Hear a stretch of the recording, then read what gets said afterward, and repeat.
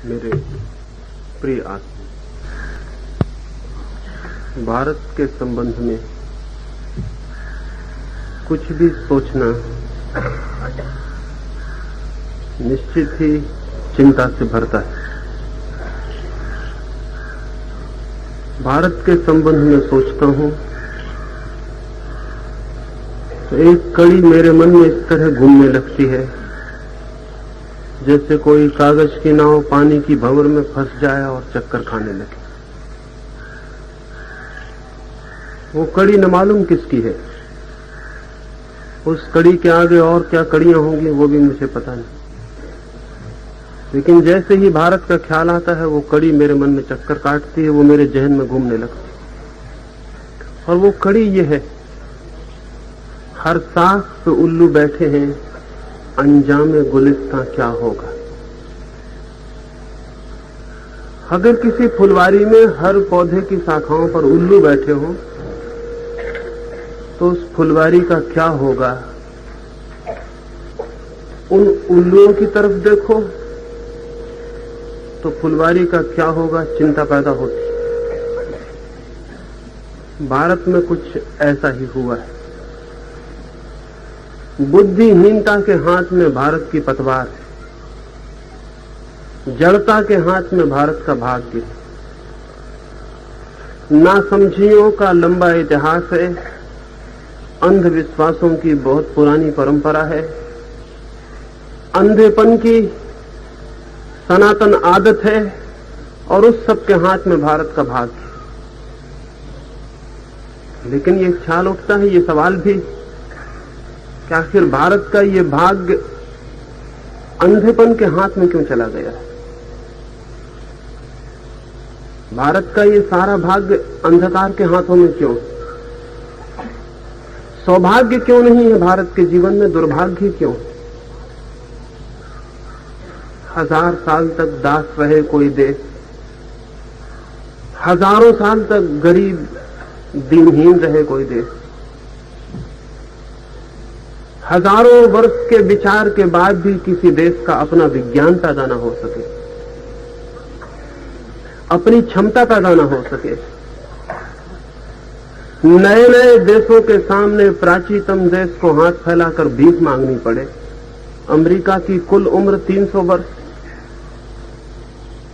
300 वर्ष जिनकी संस्कृति की उम्र है, उनके सामने जिनकी संस्कृति की उम्रों को सनातन कहा जा सके, कोई 10,000 वर्ष पुरानी, उनको भीख मांगनी पड़े। तो 10,000 वर्ष से हम क्या कर रहे थे? 10,000 वर्षों में हमने पृथ्वी पर क्या किया है? हमारे नाम पर क्या है? हम 10,000 वर्ष चुपचाप बैठे रहे हैं या हमने आंख बंद करके 10,000 वर्ष गंवा दिए और आगे स्थिति और विकृत होती चली जाती है। एक अमेरिकी विचारक ने अभी एक किताब लिखी है 1975। उस किताब की सारी दुनिया में चर्चा है, सिर्फ हिंदुस्तान को छोड़कर। 1975 में उसने हिंदुस्तान के बाबत बातें की और हिंदुस्तान में उसकी कोई चर्चा नहीं। 1975 में उसने लिखा है कि 1975 और 78 के बीच हिंदुस्तान में इतना बड़ा अकाल पड़ेगा जितना बड़ा अकाल मनुष्य के इतिहास में किसी देश में कभी भी नहीं पड़ा। उस अकाल में उसके हिसाब से अंदाजन 10 करोड़ से लेकर 20 करोड़ तक लोगों के मरने की संभावना सिर्फ भारत में पैदा हो जाएगी। उसके आंकड़े दुरुस्त थे, भूल हो सकती है थोड़ी बहुत, लेकिन वो भूल इसमें नहीं होगी कि कम लोग मरेंगे, वो भूल इसमें होगी कि ज्यादा लोग मर सकते हैं।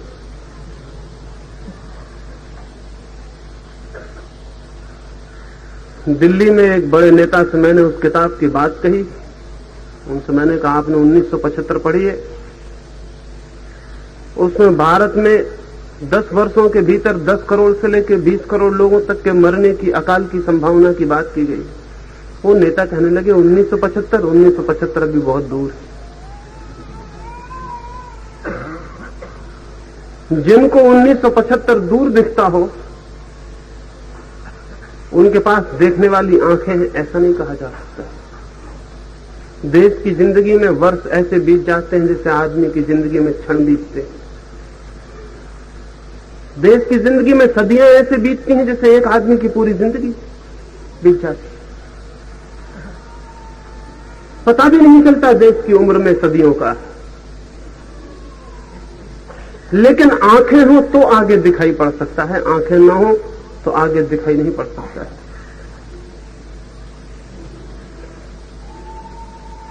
1975 निकट आता चला जाएगा, हम बच्चे पैदा करते चले जाएंगे और कुछ हम पैदा नहीं करते हैं सिवाय बच्चों के। असल में हमने भौतिक चीजें पैदा न करने का तय कर रखा। हम कोई भौतिकवादी लोग तो है नहीं, मेटेरियलिस्ट तो है नहीं कि हम भौतिक चीजें पैदा करें। हम तो सिर्फ आदमी पैदा करते हैं, आध्यात्मिक चीज पैदा करते हैं और उसको हम पैदा करते चले जा रहे हैं। संख्या आसमान को छूने लगी और हमारी कोई पैदावार नहीं है दूसरी, और सब हम हाथ पसार के भीख मांग के काम चला रहे हैं। लेकिन उस गड्ढे की तरफ भी हम नहीं देखेंगे जिसकी तरफ हम सर के जा रहे हैं। नेता कहते हैं वो बहुत दूर है, साधु सन्यासी कहते हैं बच्चे भगवान पैदा करता है, इसमें आदमी का क्या हाथ, और जो भगवान पैदा करता है वो फिक्र भी करेगा, उसने हमेशा फिक्र की है, वो आगे भी फिक्र करेगा। साधु सन्यासी ये समझाते हैं। नेता कहते हैं कोई मुसीबत नेताओं को सिवाय चुनाव के दूसरी कोई मुसीबत दिखाई नहीं पड़ती। उनकी आंखों में सिर्फ चुनाव दिखाई पड़ता है और कुछ उनको दिखाई नहीं पड़ता, पड़ती है और कुछ दिखाई नहीं पड़ता। ये सारी की सारी दशा जरूर किसी बुनियादी भूल के कारण पैदा हो गई, और वो बुनियादी भूल ये है कि हजारों साल से भारत को विचार नहीं करना है ऐसी शिक्षा दी जा रही है। वो हमारे दुर्भाग्य का मूल सूत्र है। भारत में विश्वास करना है, विचार नहीं करना है, श्रद्धा करनी है, विवेक नहीं करना है, मान लेना है, सोचना नहीं है, ये सिखाया जा रहा है। गुरुओं की लंबी परंपरा एक ही काम कर रही है कि हर आदमी से विचार के बीजों को उखाड़ के फेंक दो और विश्वास के कचरे की जड़ें जमा दो। हमें यही समझाया जाता रहा है कि विश्वास करना परम धर्म है, और मैं आपसे कहना चाहता हूं कि जो आदमी विश्वास करता है वो आदमी धार्मिक तो कभी नहीं हो पाता, आदमी भी नहीं हो पाता है, धार्मिक होना तो बहुत दूर है। विचार की शक्ति ही मनुष्य को मनुष्य बनाती है। जागा हुआ विवेक ही मनुष्य की आत्मा है। भारत की आत्मा खोती चली गई क्योंकि विवेक और विचार के हम दुश्मन। हम कहते हैं बस मान लेना चाहिए, गीता को इसलिए मान लेना चाहिए कि वो कृष्ण कहते हैं, और गांधीवाद को इसलिए मान लेना चाहिए क्योंकि गांधी जी कहते हैं, बुद्ध के वचन इसलिए मान लेना चाहिए कि बुद्ध भगवान है, और महावीर के वचन इसलिए मान लेना चाहिए कि वो तीर्थंकर।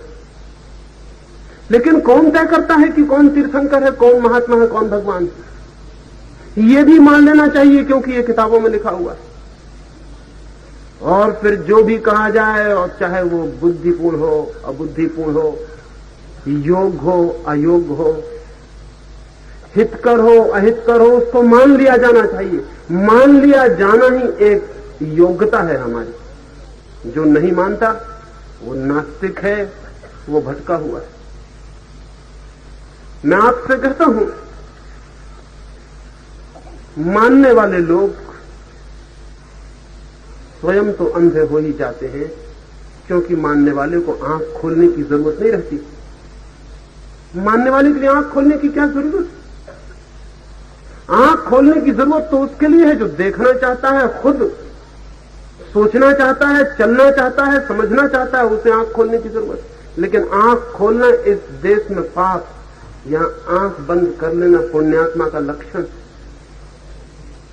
जिंदगी से आंख बंद कर लो। दुनिया कुछ भी सोच समझ रही हो, तुम आंख मत खोलना, तो देश फिर अभाग्य में, दुर्भाग्य में, दुर्घटना में, अंधेरे में नहीं गिरेगा तो और क्या होगा? और जब इतना अंधापन हो, इतना अंधेरा हो, तो स्वभावतः स्वभावता इतने अंधकार में, इतने अंधेपन में, अंधेरे के रहने वाले जीव जंतु अगर नेतृत्व करने लगे तो कोई आश्चर्य तो नहीं।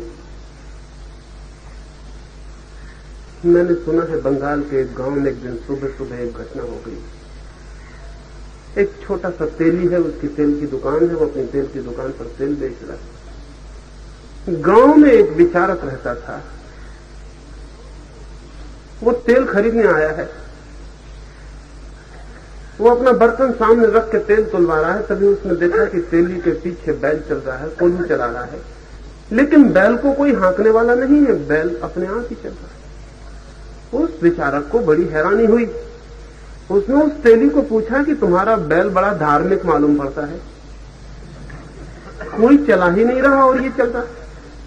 और भारत में ऐसा तो होता ही नहीं, चपरासी से लेकर राष्ट्रपति तक जब तक पीछे कोई हाँकने वाला ना हो कोई चलता ही नहीं।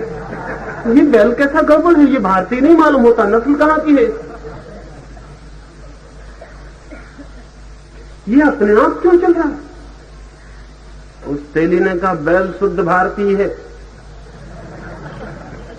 इसलिए चल रहा है। दूसरी जाति का बैल होता तो खड़े होकर पता भी लगाता कि कोई पीछे है कि नहीं। लेकिन शायद आप देख नहीं रहे हैं, वहां से उस तेली ने कहा कि मैंने उसकी आंख पर पट्टियां बांध दी, उसे दिखाई भी नहीं पड़ता कि कोई पीछे है या नहीं। उस तेली ने कहा जिसका भी शोषण करना हो उसकी आंख पर पट्टी बांध देना बहुत जरूरी होता है, चाहे बैल हो और चाहे आदमी। आंख पे पट्टी न हो तो आदमी का शोषण किया जाना बहुत मुश्किल। शोषण चाहे राजनीतिक हो चाहे धार्मिक, शोषण के लिए शोषित की आंख पे पट्टी होनी बहुत जरूरी है। अंधा ही अपना खून चुसवा सकता है, आंख वाला कैसे चुसवा सकता है? उस विचारक ने कहा ये तो ठीक है, आंख पे पट्टी बांध दी, लेकिन बैल कभी रुक के ये पता तो चला सकता है कि पीछे कोई हाँकने वाला है या नहीं। रुक के तो पता चल जाएगा, जब नहीं हाँका जाएगा तो वो समझ सकता है कोई पीछे नहीं। उस तेली ने कहा महाशय आप बैल को ज्यादा बुद्धिमान समझते हैं, या मुझको अगर ऐसा होता बैल ज्यादा बुद्धिमान होता तो वो तेल बेचता और मैं कोल्हू चलाता। मैंने उसकी गली में घंटी बांध रखी, घंटी बजती रहती है, बैल चलता रहता है, घंटी बजती रहती है, मैं समझता हूं बैल चल रहा है। जैसी घंटी रुकी कि मैं कूदा और मैंने बैल को हाँका। मेरी पीठ है बैल की तरफ लेकिन कान मेरे वहां लगे हैं, घंटी बजती रहती है, मैं जानता हूं बैल चल रहा है।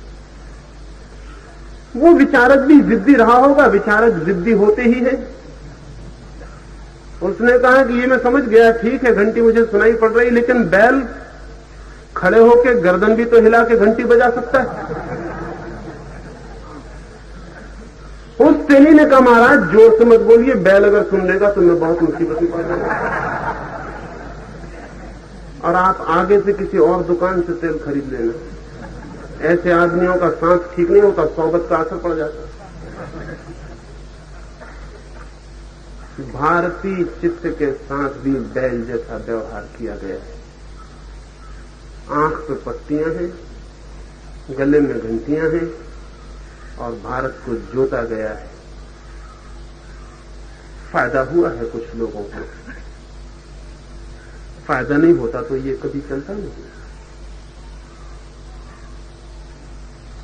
फायदा बहुत हुआ है सत्ताधिकारियों को, चाहे वे सत्ताधिकारी किसी भी तरह के हो, चाहे राजनीतिक सत्ता हो उनके हाथ में, चाहे धार्मिक सत्ता हो, चाहे आर्थिक सत्ता हो। सत्ताधिकारी के लिए ये हितकर है, ये मंगलदायी है कि लोग न सोचें न विचारें, क्योंकि सोच विचार से आंख खुल जाती है। आंख पर पट्टी बांधने की तरकीब है श्रद्धा करो, विश्वास करो, अनुगमन करो, पीछे चलो, अपनी बुद्धि पर कभी जोर मत देना। कृष्ण को मानो, राम को मानो, गांधी को मानो, अपने को कभी मत मानना। बस एक चीज से बचना, खुद को मानने से, और सबको मानना कोई हर्जा नहीं। क्योंकि जो आदमी दूसरों को मानता रहता है उसकी खुद की जानने और सोचने की क्षमता धीरे धीरे क्षीण हो जाती है। आखिर जरूरत नहीं रहती उसकी, जब दूसरों ने सब कह दिया है सत्य तो मुझे और खोजने की क्या जरूरत। अगर एक आदमी 3 साल तक आंख बंद करके बैठ जाए तो आंखें भी रोशनी खो देंगी। भारत ने बुद्धि का उपयोग हजारों साल से नहीं किया है, और अगर भारत ने बुद्धि खो दी हो तो कोई आकस्मिक घटना नहीं घट गई। हजारों साल तक पंगु पड़ी है बुद्धि, कोई उपयोग नहीं कर रहा है। बाप बेटे से कह रहा है कि मानो जो हम कहते हैं क्योंकि मैं बाप हूं। बाप होने से क्या सही हो जाता है? बाप होना क्या कोई किसी चीज के सही होने का सबूत? शिक्षक विद्यार्थियों से कह रहा है कि हम जो कहते हैं मानो, क्योंकि आप 30 साल पहले पैदा हो गए इसलिए कोई बहुत ऊंचा काम किया, आप जो कहते हैं वो सही हो जाए। सही होने की कसौटी उम्र नहीं होती, न बाप होना होता है न शिक्षक होना होता है। सही होने की कसौटी के कुछ और अर्थ होते हैं, तर्क होता है, विचार होता है, कारण होते हैं किसी चीज के सही और गलत होने के। ये कारण नहीं होते कि मैं कौन हूं इसलिए सही मानूं। लेकिन यही हमारा सूत्र है अब तक। इस सूत्र के कारण भारत में बच्चे पैदा होते हैं लेकिन उनकी प्रतिभा कुंठित हो जाती है, वो प्रतिभा विकसित नहीं होती। भारत का जीनियस, मेधा विकसित नहीं होती। सोच विचार की हवा ही नहीं है, और जिंदगी से लड़ना है तो सोचना पड़ेगा, हारना है तो मत सोचिए। अगर जिंदगी को जीतना है तो विचार के अतिरिक्त कोई सूत्र, कोई शक्ति आदमी के हाथ में नहीं है। अगर जिंदगी के राज जानना है, अगर पदार्थ में छिपी हुई शक्तियों के मालिक बनना है, अगर प्रकृति में छुपा हुआ रहस्य खोजना है, अगर आकाश और चांद तारों पर ताकत लानी है, तो विचार विचार विचार, उसके अतिरिक्त कोई मार्ग नहीं। नहीं तो दीनहीन हो जाएंगे, दरिद्र हो जाएंगे, गुलाम हो जाएंगे। जब हो जाएंगे तो फिर एक ही रास्ता रहेगा भाग्य को, कि भाग्य में ही ये था और विश्वास करने वाले लोगों के हाथ में भाग्य के अतिरिक्त अपील के लिए कोई अदालत नहीं रह जाती। बस भाग्य। जो भी कौम विश्वास करती है वो भाग्यवादी हो जाती है। उसको ऐसा लगने लगता है जो हो रहा है होगा। आदमी बचपन में मर जाए तो उसका भाग्य, 80 साल जी के मर जाए तो भाग्य, बीमार रहे तो भाग्य, स्वस्थ रहे तो भाग्य, गरीबी हो तो भाग्य, अमीरी हो तो भाग्य, देश गुलाम हो जाए तो भाग्य, और अंग्रेजों का दिमाग फिर जाए और देश को आजाद कर दें तो भाग्य। हमारा इसमें क्या कसूर है? हमारा कोई कसूर नहीं है आजादी के लेने में, अंग्रेजों की गलती है। हम तो हजारों साल तक गुलाम रहने को अभी राजी थे। अंग्रेजों के दिमाग फिर गया, न मालूम कैसी गड़बड़ हो गई, वो चले गए। हम तो भाग्य पर बैठे रहते, हम कभी कुछ न करते। विश्वास की छाया है भाग्य, और जिस समाज और जिस देश के दिमाग में भाग्य बैठ गया उसका पुरुषार्थ मर जाता है, सुसाइड हो जाती है, आत्महत्या हो जाती है। फिर करने का कोई सवाल नहीं रह जाता है। करते तो वे हैं जो मानते हैं कि हमारे करने से कुछ होगा, जो मानते हैं हमारे करने से कुछ भी नहीं होगा, करने वाला कोई और है। हम तो गुड्डियां हैं जिनके धागे भगवान के हाथ में, वो नचा रहा।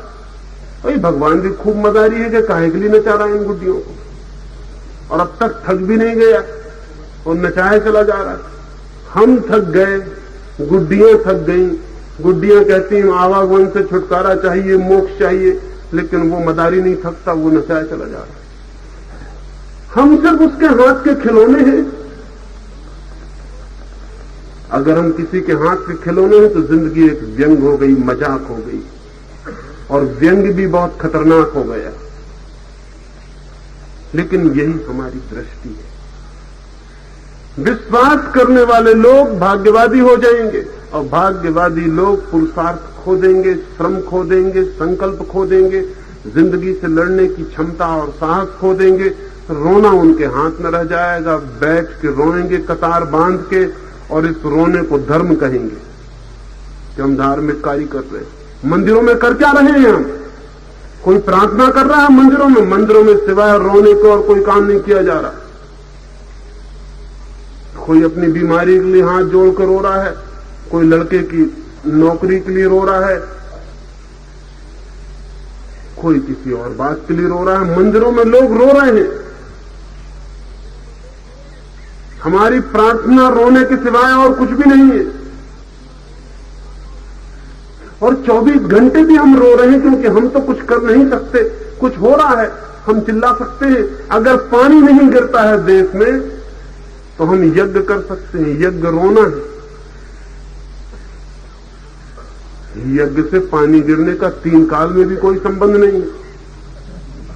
तुम कितनी आग जलाते हो, कितना गेहूं जलाते हो, कितना घी जलाते हो, बादलों को जरा भी मतलब नहीं है कि तुम क्या पागलपन कर रहे हो। बादलों को पता भी नहीं होगा कि आपके ब्रह्मचारी और आपके सन्यासी आग में घी डलवा रहे हैं और पागलों की तरह चक्कर काट रहे हैं उसका और मंत्र बोल रहे हैं। ये बादलों को पता भी नहीं है, और अगर पता होगा तो बहुत हंसते होंगे मन में कि कैसे ना समझ लोग हैं, ये क्या कर रहे हैं, इससे पानी गिरने का क्या संबंध है। लेकिन भाग्यवादी लोग, विश्वासी लोग क्या कर सकते हैं? किताब में लिखा है कि ऐसा करने से पानी गिरेगा, तो वो चक्कर लगाते करते रहते हैं। नहीं पानी गिरता तो विश्वासी मानते हैं कि हमारे करने में कोई गलती रह गई होगी, नहीं तो पानी तो जरूर गिरता। कलयुग आ गया है इसलिए गड़बड़ हो रही, नहीं तो पानी तो गिरता। पहले तो ऋषि मुनि गिरा लेते थे। वहां रूस में वो बादलों को खींच के ले आएंगे अपनी जमीन पर। बादल लाए जा सकते हैं, जहां भी चाहा जाए वहां लाए जा सकते हैं। बादलों को आदमी अपनी मर्जी से खींच के कहीं भी ला सकता है।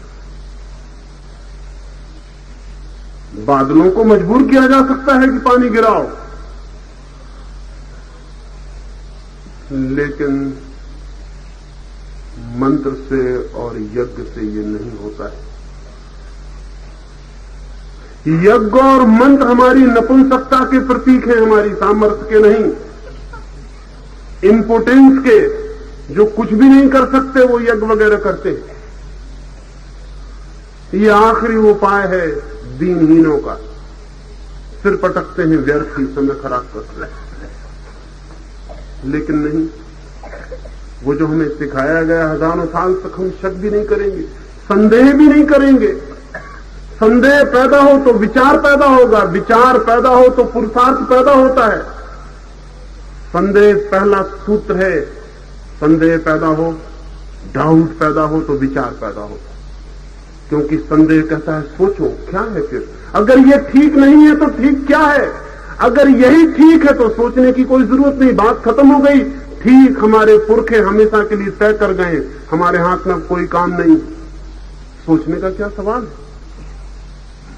संदेह पैदा होता है तो विचार पैदा होता है, और जब विचार पैदा होता है तो पुरुषार्थ पैदा होता है, कुछ करने का सवाल उठता है। जब विचार लेता है आदमी तो करके देखता है कि हो सकता है, ये नहीं हो सकता। अभी कुछ वर्षों पहले एक पाश्चात्य डॉक्टर डेनीज हिंदुस्तान आया। उसने स्वामी शिवानंद की एक किताब पढ़ी। आप में से कई लोगों ने पढ़ी होगी, क्योंकि फिजूल किताबें पढ़ने के सिवाय हम कोई काम ही नहीं करते। स्वामी शिवानंद की किताब उसने पढ़ी। उस किताब में लिखा हुआ है कि ओम का पाठ करने से हर तरह की बीमारी तत्काल दूर हो जाती। और ये भी लिखा है कि ओम का पाठ करने से बीमारी तो क्या, अगर कोई आदमी पूरे श्रद्धा विश्वास से ओम का पाठ करे तो मृत्यु को भी जीत लेता है। कई किताबों में लिखा है। स्वामी शिवानंद का कोई कसूर नहीं, उनने कॉपी किया होगा कहीं से। यहां हिंदुस्तान में कोई अपनी तरफ से तो कुछ लिखते नहीं सिवाय कार्बन कॉपी के, इसलिए कसूर उनका कोई भी नहीं, उनको उनकी कोई गलती नहीं। वो तो कई किताबों में लिखा हुआ है, उन्होंने उतार दिया होगा। हिंदुस्तान में किताब लिखने का ढंग ये है कि 10 किताब पढ़ो और 1 किताब लिखो, फौरन किताब पैदा हो जाती। इसलिए उनकी कोई गलती नहीं है। उन्होंने तो पुरखों ने जो पहले भी कहा है उसको ही दोहरा दिया है। वो डेनीज डॉक्टर, और उसने जब ये सुना कि स्वामी शिवानंद भी पहले डॉक्टर थे सन्यासी होने के पहले, लेकिन उसको पता नहीं कि हिंदुस्तान का कोई डॉक्टर विश्वास योग्य नहीं, डॉक्टर ऊपर से रहता है, भीतर वही हिंदुस्तानी पागल दिमाग बैठा हुआ है। कब गेरुआ वस्त्र पहन लेगा कुछ पता नहीं, और कब राम राम जपने लगेगा कुछ पता नहीं, और अभी भी दवाई इंजेक्शन लगाते वक्त भीतर भीतर जप रहा हो तो कोई ठिकाना नहीं। उसने सोचा कि डॉक्टर, ये शिवानंद तो डॉक्टर था, तो ये तो जब लिख रहा है तो कुछ सोच के लिख रहा होगा कि ओम के पाठ से बीमारियां दूर हो जाती हैं। जब डॉक्टर है तो कुछ सोच के लिख रहा होगा, और जब ये कहता है कि मृत्यु तक जीती जा सकती है तो कोई प्रयोग करके लिख रहा होगा, क्योंकि पश्चिम में कोई कुछ भी नहीं लिख देता है। लेकिन उन्हें पता नहीं हमारी आदतों का, कि हमें इसकी फिक्र ही नहीं कि हम क्या लिखते हैं क्या कहते हैं। हम कुछ भी कह सकते, हम कुछ भी लिख सकते। वो आदमी भागा हुआ हिंदुस्तान आया, हम कहेंगे नासमझ था। आनंद में कितने लोगों ने ऐसी किताबें पढ़ी, कभी कोई भाग के कहीं जाता है, पढ़ लेते हैं, अपने घर बैठे रहते हैं। लेकिन उसको ये बेचैनी हो गई कि एक डॉक्टर ऐसा लिखता है तो जरूर इसमें कोई मतलब होना चाहिए। वो बेचारा ऋषिकेश पहुंचा, वो बड़े भाव से भरा हुआ, उसने अपनी डायरी में लिखा है कि मैं इतना पागल हो गया कि अगर ऐसा कोई सूत्र मिल गया है कि जिसके पाठ से सारी बीमारियां दूर हो जाती हैं, तब तो दुनिया धन्य हो जाएगी। सब अस्पतालों की, मेडिकल कॉलेजेस की इतनी दवा दारू, इतना सब दंतन सब बंद कर देंगे। एक छोटी सी तरकीब मिल गई, सीक्रेट मिल गया, ये तो बड़ा राज। ये इस आदमी को तो नोबेल प्राइज मिलनी चाहिए अभी इसी वक्त। कहां छोटी मोटी दवाइयां खोजने वालों को, श्योर को, फलां ढिका को तुम जाके और नोबेल प्राइज दे देते हो। जिस आदमी ने इतनी बड़ी बात निकाल ली है, इसको तो नोबेल प्राइज अभी मिलनी चाहिए। वो भागा हुआ ऋषिकेश पहुंचा। उसने जाके स्वामी शिवानंद के सेक्रेटरी को कहा कि मैं इसी वक्त मिलना चाहता हूं स्वामी जी।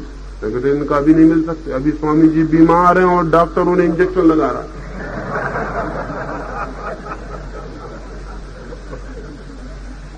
वो आदमी तो बहुत चक्कर खड़ा रह गया। स्वामी जी, उसने कहा बीमार है, ये कभी नहीं हो सकता, ये कैसे हो सकता? स्वामी जी कभी बीमार नहीं हो सकते। मैंने तो उनकी किताब पढ़ी है जिसमें लिखा है कि ओम के पाठ करने से आदमी बीमारियों को जीत लेता है। उस सेक्रेटरी ने कहा पढ़ी होगी किताब, लेकिन स्वामी जी बीमार है, अभी डॉक्टर देख रहा, अभी आप नहीं मिल सकते। हम कहेंगे, अगर हम होते वहां तो हम कहते अरे पागल तू समझता नहीं, स्वामी जी लीला कर रहे हैं, ये तो लीला है। स्वामी जी थोड़ी बीमार पड़ेंगे तो लीला दिखला रहे हैं, भक्तों की जांच कर रहे हैं, कौन श्रद्धा रखता है कौन अश्रद्धा रखता है, भक्तों की जांच कर रहे हैं। स्वामी जी तो बीमार नहीं है, लीला कर रहे हैं और जांच कर रहे हैं कि कौन है सच्चा श्रद्धालु जो अभी भी माने कि स्वामी जी स्वस्थ है, जो नहीं माने वो नास्तिक है। लेकिन वो डेनिस पे जैसे पहाड़ से गिर पड़ा। तो उसने अपनी किताब में लिखा है कि मैं तो दंग रह गया कि लोग कैसे, किस मुद्दे पर लिखा है इस आदमी ने ये। लेकिन हम कोई भी नहीं कहेंगे, हम कहेंगे कहां, इसमें क्या मुद्दे की बात है। हमें ख्याल भी नहीं आएगा, क्योंकि विचार तो हमने बंद ही कर दिया है। ये सब ख्याल दूसरों को आते हैं। जो विचार कर रहे हैं वो पूछना चाहते हैं, संदेह करना चाहते हैं, प्रयोग करना चाहते हैं, परीक्षण करना चाहते हैं, नतीजे निकालना चाहते हैं। हम सिर्फ घोषणाएं करते हैं। ये स्थिति देश में विचार को पैदा नहीं होने देती, और विचार पैदा नहीं होगा तो भारत का कोई भी भविष्य नहीं। हम बहुत पिछड़ गए हैं, हम और पिछड़ते चले जाएंगे, हर दिशा में पिछड़ गए हैं। और पिछड़ने का एक ही कारण है कि हम कुछ पकड़े बैठे हैं हजारों साल से, कभी संदेह ही नहीं करते कि हम जो पकड़े बैठे हैं वो क्या है। आंख तो खोलो, देखो तो कि वो क्या है जिसे तुम पकड़े बैठे हो। लेकिन हमें डर लगता है कि अगर हमने सोच विचार किया कहीं ऐसा ना हो कि हमारे पुरखे, हमारे ऋषि मुनि गलत सिद्ध हो जाए, तो चाहे हमारी जिंदगी नष्ट हो जाए, हमने एक कसम खा ली कि अपने पुरखों को कभी गलत सिद्ध न होने देंगे। लेकिन पुरखों ने क्या कोई ठेका ले लिया है कि वो हमेशा के लिए सही हो? वो हमको हमेशा के लिए गलत कर गए हैं और खुद हमेशा के लिए सही हो गए। और मुर्दा मर गए लोग अगर जिंदा लोगों को इस तरह फंसा दे तो बहुत मुसीबत हो जाती। जीना हमें है और वो जो कह गए हैं मानना उसे है। जिंदा हमें रहना है, जिंदगी से लड़ना हमें है, लेकिन उसूल उनके हैं। इस तरह नहीं चल सकता है आगे। इसलिए पहली बात, भारत के दुर्भाग्य का बुनियाद है विश्वास, बिलीफ, अंधविश्वास, आंख बंद करके माने चले जाना। सब दिशाओं में, वे दिशाएं कोई भी हो, इससे कोई फर्क नहीं पड़ता है। इस दुर्भाग्य को तोड़ने का सूत्र है विश्वास नहीं, विचार, संदेह, सोचना। हमारी हालत भेड़ बकरियों जैसी हो गई। मैंने सुना है कि स्कूल में एक शिक्षक बच्चों को पढ़ा रहा था और वो पूछ कुछ सवाल पूछ रहा था गणित के। फिर उसने एक सवाल दिया बच्चों को कि एक छोटी सी बगिया में 4 दीवारी के भीतर 20 भेड़ें बंद हैं। उसमें से एक भेड़ छलांग लगा के बाहर निकल गई, तो भीतर कितनी भेड़ें बची? एक बच्चा एकदम हाथ हिलाने लगा। ये बच्चा कभी हाथ नहीं हिलाता। शिक्षक ने पूछा आज तुझे क्या हो गया? उसने कहा कि मेरे घर में भेड़ें हैं इसलिए मैं जवाब दे सकता हूं, एक भी नहीं बचेगी, सब निकल जाएंगी, पीछे एक भी नहीं बचेगी। आप कहते ना एक निकल गई, पीछे एक भी नहीं बची। उसने पूछा मतलब क्या पागल 20 भेड़ें थी, एक निकली है? उसने कहा एक निकली होगी गणित में, भेड़ें सब निकल गई, पीछे एक नहीं बच सकती, क्योंकि भेड़ें पीछे चलती।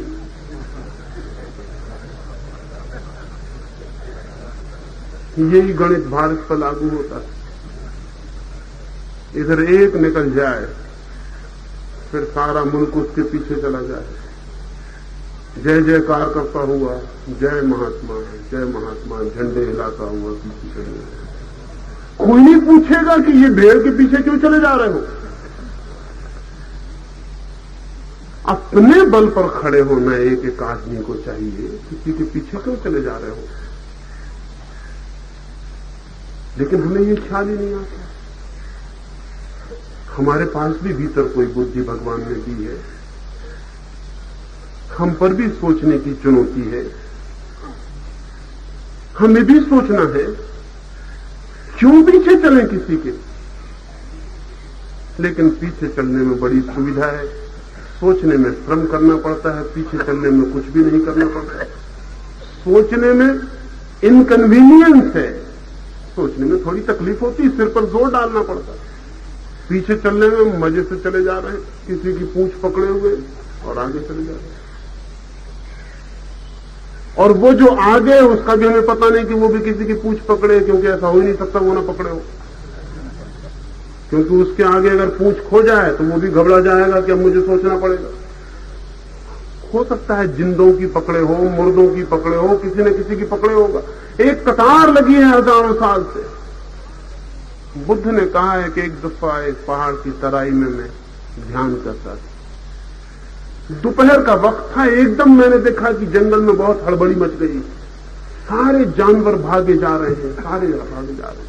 थोड़ी देर तक वो आंख बंद किए ध्यान लगाने की कोशिश करते रहे, लेकिन फिर उन्हें हैरानी हुई कि ऐसा तो कभी भी नहीं हुआ था। पक्षी आकाश में उड़ रहे हैं, कतारबद्ध भाग रहे हैं, खरगोश, हिरण, शेर, हाथी सब भागे जा रहे हैं। आखिर उन्होंने आंख खोली, एक शेर को रोका, लेकिन शेर भी रुकता नहीं, कपड़ा है एकदम। पूछा भाई बात क्या है, सारी जंगल की पूरी किंगडम, ये पूरा का पूरा जंगल का साम्राज्य कहां भागा जा रहा है। उस शेर ने कहा मुझे मत रोकिए, प्रलय आने वाली है, हम बचने की कोशिश कर रहे हैं। तो बुद्ध ने कहा किसने कि प्रलय आने वाली? उस शेर ने कहा आगे वाले लोगों ने कहा है। बुद्ध भागे, आगे पहुंचे, दूसरे जानवरों से पूछा कि दोस्तों कहां भागे जा रहे हो? उन्होंने कहा मां प्रलय आ रही है, आपको पता नहीं, भागिए, बातचीत का वक्त नहीं है ये। और बुद्ध ने कहा किसने है? उन्होंने कहा आगे वालों ने कहा। कहेगा कौन? जो आगे जा रहा है उन्होंने कहा। बुद्ध भागते परेशान हो गए, हाथियों से पूछा, हिरणों से पूछा, लेकिन जिसने कहा उसने कहा, आगे वाले ने कहा। आखिर सांझ होते होते आगे जाके खरगोशों की एक कतार मिली जो सबसे आगे भागे जा रहे। पूछा कि दोस्तों कहां भागे जा रहे हो? उन्होंने कहा महाप्रलय आ रही, रोकिए मत। कहा किसने? उन्होंने कहा जो खरगोश हमारे आगे। आगे एक खरगोश भागा जा रहा, छोटा सा खरगोश। उसे रोका, वो रुकता नहीं है, सब तरफ से भागने की कोशिश करता, वो चिल्लाता है मुझे रोकिए मत। बुद्ध ने कहा दोस्त ये तो बता दे, किसने तुझे कहा? उसने कहा किसी ने नहीं कहा, मैं एक झाड़ के नीचे आंख बंद करके सोया हुआ दोपहर का सपना देख रहा था। जोर का धड़ाका हुआ और मेरी मां ने बचपन में मुझे कहा था कि जब ऐसा धड़ाका होता तो महाप्रलय आ जाती। मैं भागा तो बाकी खरगोश भागे तो सारा जंगल भागने लगा। बुद्ध ने कहा तू किस झाड़ के नीचे सोता था? आम का झाड़ तो नहीं था। उसने कहा आम का ही झाड़। बुद्ध ने कहा पागल, कोई आम तो नहीं गिरा था? उसने कहा ये भी हो सकता है, चल मेरे साथ। उस खरगोश से लेके झाड़ के पास गए, वो जहां खरगोश बैठा था उसका चिन्ह बना था, दूर में पास एक बड़ा आम पड़ा था, जितना बड़ा खरगोश था उतना बड़ा आम। यही आम तो नहीं गिरा? उस खरगोश ने कहा यही हो सकता, लेकिन मेरी मां ने मुझसे बचपन में कहा था जब ऐसा धड़ाका होता तो महाप्रलय आ गया, इसलिए मैं भाग गया। बुद्ध अपने भिक्षुओं से बाद में कहते थे कि जंगल के जानवर भागते थे, ये तो हंसने जैसी बात नहीं, लेकिन मेरे पूरे मुल्क के लोग इसी तरह भाग रहे। किसी से भी पूछो कि किसने, वो कहेगा आगे वाले ने, वो फला महात्मा ने कहा, फला साधु ने कहा, फला उसने कहा। पकड़ो साधु को, हमेशा वो आगे इशारा करेगा। और वहां तो बुद्ध ने खरगोश पकड़ ही लिया, यहां आगे किसी को भी पकड़ना मुश्किल है, क्योंकि आगे वाले लोग मर चुके हैं, कब्रों में कहां खो दिएगा, उनका कोई पता लगाना मुश्किल है, राख हो गए हैं वो। इसलिए आगे जाने का कोई उपाय नहीं कि पहला आदमी मिल जाए। और सब चीजों में ये श्रृंखला तोड़ देनी चाहिए।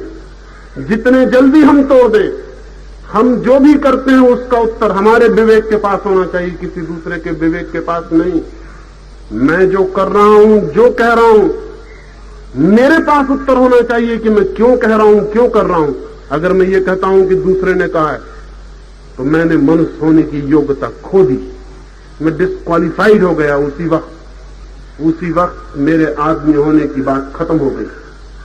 मैं आदमी नहीं हुआ, अब मैंने आदमी के तल से अपने को नीचे गिरा लिया। जैसे ही आप कहते हैं कि फला आदमी ने कहा है इसलिए, फिर गलत बात हो गई। आपकी बुद्धि कहती है, आपका विवेक कहता है, गलत हो कोई फिक्र नहीं। अपने विवेक से गलती करना भी शुभ है और दूसरे के विवेक से गलती से बच जाना भी अशुभ है, क्योंकि अपने विवेक से गलती करने वाला आज नहीं कल देख लेगा कि गलती है, अपना विवेक है उसके पास और गलती के पार हो जाएगा। लेकिन जो दूसरे के विवेक से चलता है वो कभी भी पार नहीं हो सकता। उसके पास जांच कसौटी कुछ भी नहीं है, उसके पास कोई मापदंड नहीं है।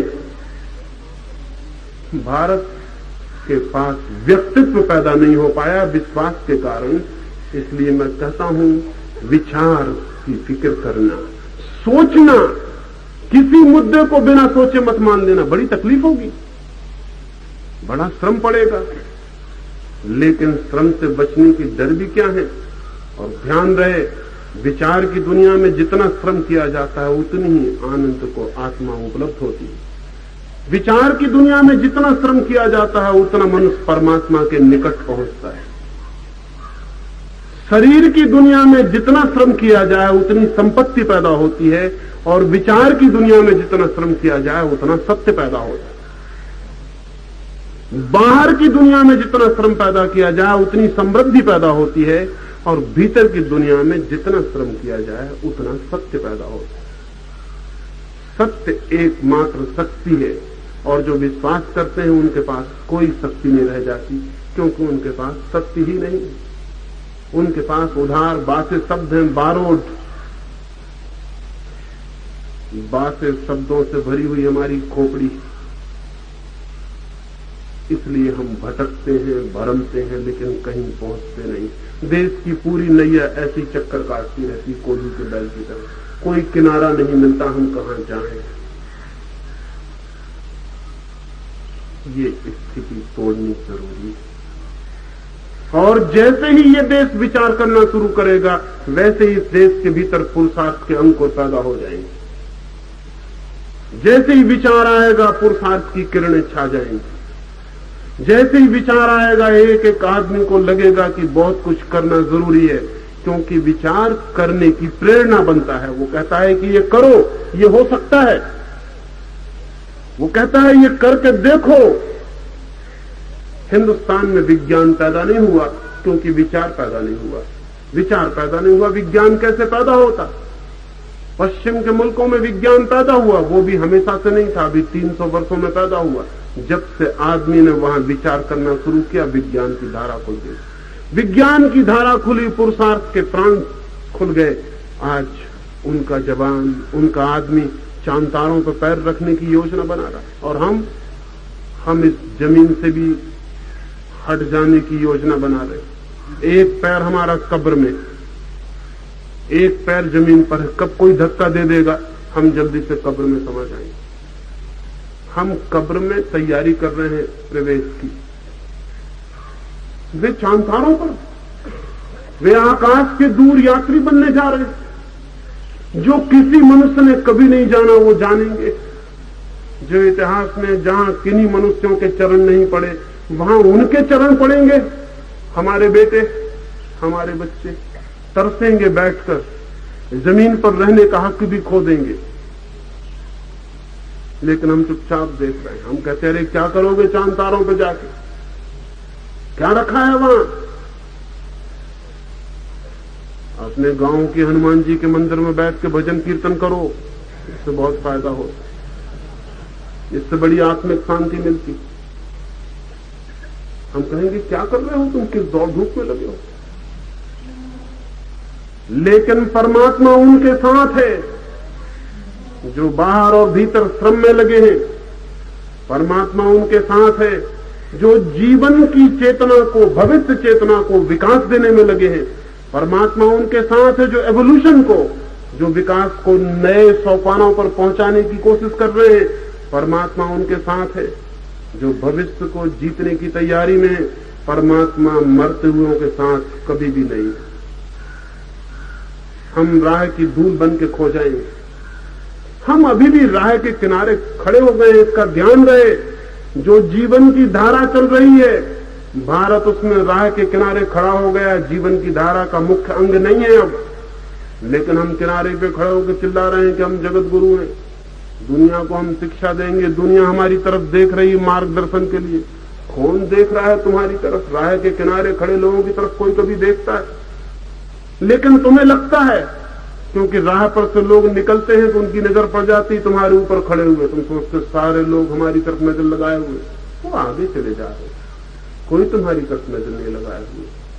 हाँ, कोई कोई झक्की उनमें पैदा हो जाते हैं और वो इधर आ जाते हैं। कोई बीटल आ जाएगा, कोई आ जाएगा, हम कहेंगे धन्यवाद, देखो भारत जगत गुरु है। 2-4-10 पगलों को लाने से कोई भारत जगत गुरु हो जाए? कि यहां से कोई आदमी चला जाता है पश्चिम में, कोई महर्षि, कोई, और वहां 10-25 लोग उसके आसपास चक्कर काटने लगते हैं, तो हम समझते हैं कि कोई भारत जगत गुरु हो गया। ये सवाल नहीं है, ऐसे कोई जगत गुरु नहीं होता। हम जगत की धारा से ही विच्छिन्न हो गए हैं।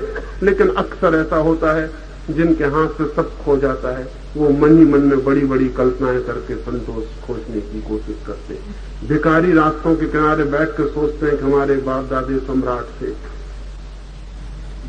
जरूर सोचते हैं, भिखारियों के पास जाइए, बराबर सोचते नहीं। भिखारी और कुछ नहीं सोचते, अपने पीछे का हिसाब लगाते हैं कि मैं ये था, और सपने में सभी भिखारी सम्राट हो जाते हैं। सपने में कोई भिखारी कभी भी भिखारी होने का सपना नहीं देखता, ये आपको पता है। मैंने सुना है एक झाड़ के नीचे बैठ के एक बिल्ली सपना देख रही। एक कुत्ता वहां से निकलता था, उसने उसे जगाया और कहा कि क्या देख रही? बड़ी रस ले रही थी, तेरे होठों से लाल टपक रही थी और तेरी मूंछें तू साफ कर रही थी, मामला क्या था, क्या देख रही थी? उस बिल्ली ने कहा, नाहक मेरा सपना तोड़ दिया, मैं देख रही थी कि वर्षा हो रही है और चूहे टपक रहे, एकदम चूहे चूहे, पानी नहीं है, चूहों की वर्षा हो रही, सब गड़बड़ कर दिया। उस कुत्ते ने कहा, नादान बिल्ली, सपना भी देखा तो गलत देखा। मैं पुरखों से सुनता आया हूं कि कभी कभी ऐसी वर्षा होती, लेकिन चूहे नहीं बरसते, हड्डियां बरसती हैं। चूहे तो कहीं लिखा ही नहीं है, किसी शास्त्र में, किसी पुराण में नहीं लिखा है कि चूहे बरसते, हड्डियां बरसती। हमने भी कभी कभी सपने देखते, हड्डियां गिरती, चूहे नहीं गिरते। सपना भी देखा तो गलत सपना देखा। लेकिन बिल्ली चूहे गिरने के सपने देख सकती है, कुत्ते हड्डी गिरने के सपने देख सकते हैं। ये भारत जगत गुरु होने के सपने देखता रहता है। जो हमारे पास नहीं है उसी के सपने देखे जाते, जो होता है उसके कोई सपने नहीं देखता। जो आज है गुरु की हैसियत में वो कहते नहीं फिरते, और जो हम आज दीनहीन हो गए हैं तो हम कहते फिरते हैं, चिल्लाते फिरते हैं। ये सब चिल्लाना हमारी कमजोरी, ये सब चिल्लाना हमारे हारे हुए होने का सबूत। लेकिन कब बदलेगा ये भाग, कैसे बदलेगा ये भाग? ये थोड़ी सी बात मैंने कही।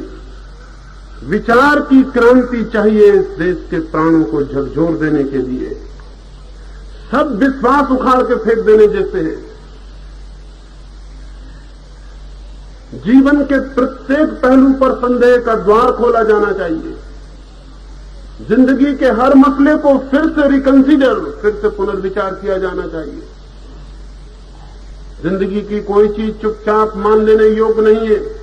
हजारों हजार साल में जो कहा हो उसको फिर उठा के पूछना पड़ेगा, फिर प्रश्न, फिर इंक्वायरी, फिर क्वेश्चनिंग, और हथौड़ी की चोट पर हैमरिंग करनी पड़ेगी एक एक चीज को। जो टिक जाएगी कसौटी पर उसको मान लेंगे, जो नहीं टिकेगी उसको फेंक देंगे, चाहे वो किन्हीं महात्माओं ने कही हो, किन्हीं ऋषियों ने कही हो, किन्हीं मुनियों ने कही हो।